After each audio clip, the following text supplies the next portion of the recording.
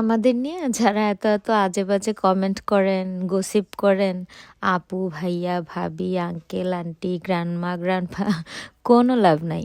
দেখেন আমাদের কিন্তু তাতে কিচ্ছু যায় আসে না, বরং আমাদের 2025 সালও ভালো কেটেছে আলহামদুলিল্লাহ, আর 2026 সালও ভালো কাটবে ইনশাল্লাহ। যা হোক, আসসালামু আলাইকুম, কেমন আছেন সবাই? আমরাও আলহামদুলিল্লাহ অনেক ভালো আছি। আর বাবার বাড়িতে আসলে মেয়েরা ভালো থাকবে না, এটা তো হতেই পারে না, তাই না? বাবার বাড়িতে আসলে রান্না বান্নার চিন্তা নাই, বাচ্চা বলার চিন্তা নাই, বাচ্চাকে খাওয়ানোর চিন্তা নাই, শুধু আরাম আর আরাম।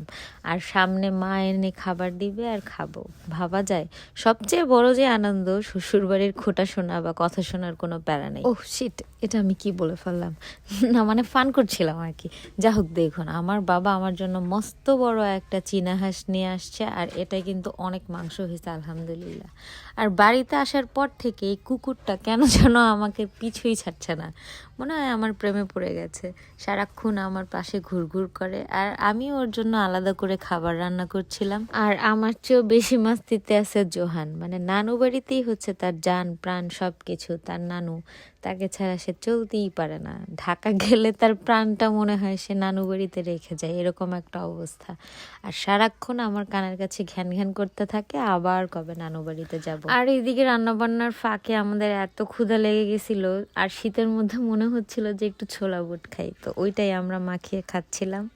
আর তারপরে সবাইকে বললাম যে গুজগাছ করে দেওয়ার পর এখন তোমাদের ছুটি, আমরা রান্না করব দুইজনে, জামাই বউ, আর তোমরা আমাদের হেল্প করবা। আর সত্যি কথা কি জানান, আমার রান্না করতে খুব ভালো লাগে। আমি তো মাঝরাতেও রান্না করি, মাঝে মাঝে জোহান আমাকে ভোরবেলা বলে মাম্মা গ্র্যানি স্পেশাল রুটি খাবো চিকেনের ঝোল দিয়ে, আর আমি সেটাই করে দিই ওকে। তবে হ্যাঁ, একজন যদি আমাকে গুজগাছ করে দেয় তখন আর আমার কষ্ট হয় না। বিশেষ করে পেঁয়াজ কাটতে যে আমার এত কষ্ট হয়, এই জন্য সব কেটে কুটে সব গুছিয়ে দিলে আমার রান্না করা কোনো ব্যাপার না, ওয়ান টুর ব্যাপার। তো রান্না বান্না শেষ করে আমি আগে আমার এই পিছনে যে ঘুরঘুর করে তাকে আগে খাবার দিয়ে নিয়েছি। আর আমি ওদেরকে আগেই বলে নিছিলাম যে আজকে আমি কলা পাতায় খাবো। বিশ্বাস করেন, কলা পাতায় খেতে আমার এত ভালো লাগে। আমি যখনই বাড়িতে আসি রান্না বান্না করি সবাইকে নিয়ে খেতে চাই, তখনই আমি এই কলা পাতায় খাওয়ার জন্য ওদেরকে বায়না করি। আর ওরা এই রাতে শীতের মধ্যে আমার জন্য কলা পাতা নিয়ে আসছে। আর এই হচ্ছে আমার প্রিয় কাকি। বাড়িতে আসলে আমার যত আবদার যত ইচ্ছা সব এই কাকির কাছে, সে না হলে কোনো কিছুই করা সম্ভব না। এখন যে আমার মুখে শোনান সে কি বলে। বলো কেমন হয়েছে?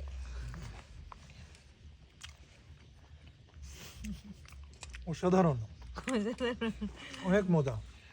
এরকম কলা পাতায় খাইছো আগে বলো? ছোটবেলায় খাইছি অনেক। দাদু কেমন হয়েছে? এভাবে খোলা আকাশের নিচে শীতের রাতে কলা পাতায় খেতে যে কি মজা, সেটা যে না খাবে সে বুঝবে না। তবে এভাবে আরো কিছু মানুষের সাথে যদি খেতে পারতাম খুব ভালো লাগতো, কিন্তু এক জীবনে তো আর সবার ভালোবাসা পাওয়াও যায় না, আর সবাই ভালোবাসা পায়ও না, আর সবাইকে ভালোবাসা যায় না। তো এটা কি নিয়তি মনে করে পথ চলছি, দেখি কত দূর যাওয়া যায়। সবাই আমাদের জন্য দোয়া করবেন, সবাই ভালো থাকবেন, ভালো রাখবেন। আল্লাহ হাফেজ।